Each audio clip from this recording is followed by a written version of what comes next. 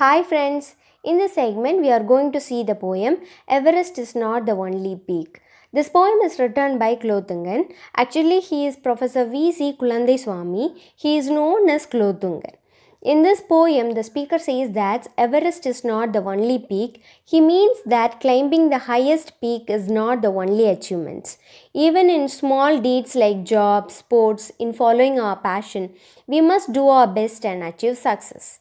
In this poem, our poet has written about how people are feeling grateful to feel proud about the successful men of our nation. So let's get into the poem. We are proud and feel so tall, our virtues though be few and small. Our nature it is that whatever we try, we do with devotion deep and true. This first stanza discusses the depth virtues that make people greater than those who scale Himalayas. We feel proud and tall for our virtues. We have a nature by having virtues. Whatever we try to do, we do with deep devotion and truth. Defeat we repel, courage our forts, cringing from others we haven't done, to seek again we adore none, we are proud and feel so tall. We repel or attack defeats because courage is our fort. We have never bent ourselves from others. We don't adore others just for the sake of achieving personal gains. So we are feeling so proud and tall for having that virtue. We deem it our duty and mission in life to bless and praise the deserving ones. Never shall we fail in what we commit, shall nourish the ones that nourish the world. We consider to take it as a duty and mission in life to bless and praise the deserving people.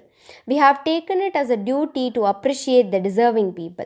Without any fail, we will carry on doing what we are committed to do. We shall nourish those who nourish the world. We will nourish the people who make the world better with their services, inventions, and discoveries.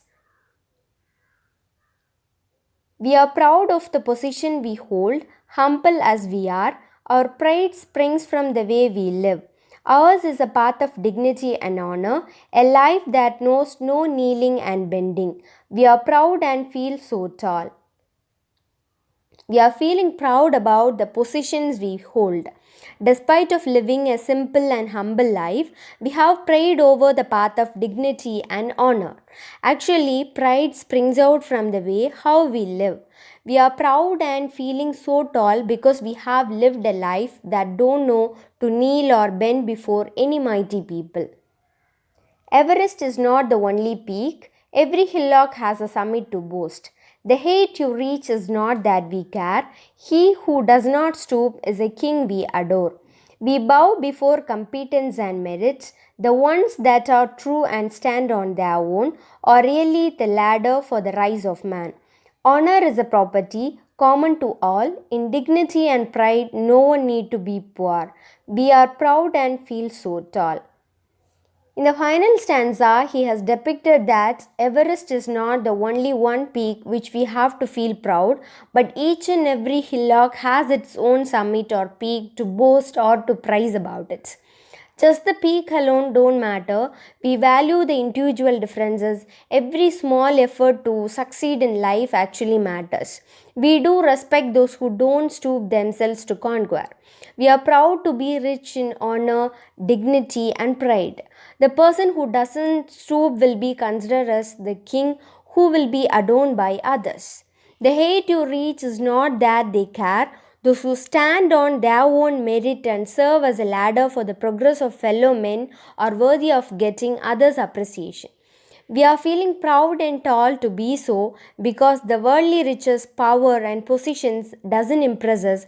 We are expressing our happiness in serving those who serve the nation. We respect the upright people, so we are feeling proud to be honest citizens. So, in this poem, about how the common people, common citizens are praising about the greatest people who are holding our nation is being praised by the common people.